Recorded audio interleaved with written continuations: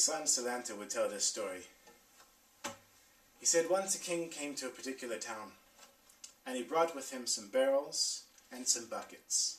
He told the members of the town that their job was to fill up the buckets and bring them to the barrels and attempt to get the water into the barrels. So the people took the buckets, they walked down to the river, they fill up the bucket, and by the time they get back to the barrels, they notice that there's almost no water left because there were cracks in the buckets.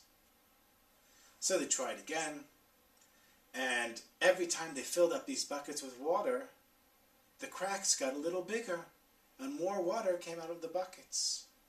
Got to the point where they couldn't fill up those barrels using the buckets, and they just left them all by the side. A few months later, the king comes back to this town. He says to them, "So, I see that the barrels are empty. Why didn't you fill them up?" They said, "Well, we took the buckets down to the river. We tried to fill them up. And every time we were walking back to the barrels, the water would come out of the buckets." The king looked at the people and said, "You misunderstood what I wanted. It's not that I wanted you to fill up the barrels. It's that I wanted you to clean the buckets."